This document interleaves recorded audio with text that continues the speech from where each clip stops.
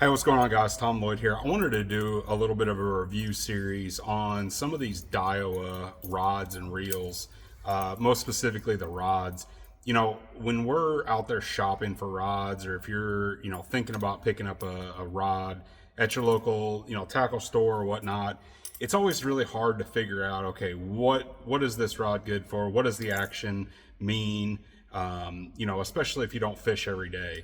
And it's one of those deals where until you really string it up, put a reel on it, and put the bait on it, it's really hard to know. So I'm going to give you my opinion, and this is strictly just my opinion on what I think that these rods are good for.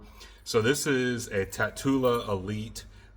This is the 7.4 model, and it is a medium heavy rod. So what I like this rod for, and all these Tatula Elites are signature series rods, and they have stamped on there, which I think is really helpful. But big topwater swim bait bladed jig. But what I really love throwing on this is, obviously, as you can see, a spinner bait. And in the springtime and the fall time, a light spinner bait, 3/8, half, three, even up to 3/4, is a fantastic bait to throw on this rod.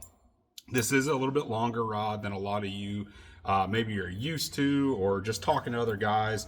A lot of guys like that shorter rod, but to me, that little bit longer rod is really beneficial because it has enough tip.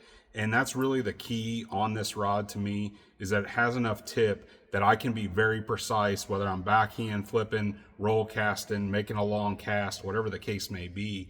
But the big deal to me is that little bit longer rod, so that I can really pick up that slack. When those fish hit this spinnerbait, a lot of times, especially in that dirty water, they slackline it. They push that bait to you. So as that bait's coming, they're going to push it towards you, and you have to be able to pick up that line as quick as possible. So of course I throw it on an 8.1 gear ratio reel. This is a Tatula SV, but I throw it on that reel.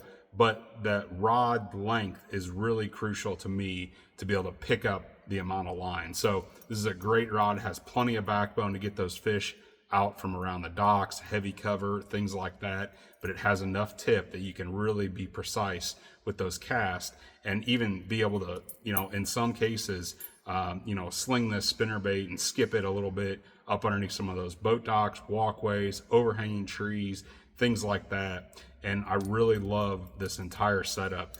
On this spinnerbait specifically, I throw 22-pound Daiwa Samurai fluorocarbon. I think that 22-pound is a perfect combination of strength and durability that you need out of a fluorocarbon line when you're throwing a spinnerbait. So check it out. Any of those different models, we're going to have some other videos going on with this series of different baits that I like throwing on these different Daiwa rods. Thanks for watching, guys, and check us out on the water. We'll see you.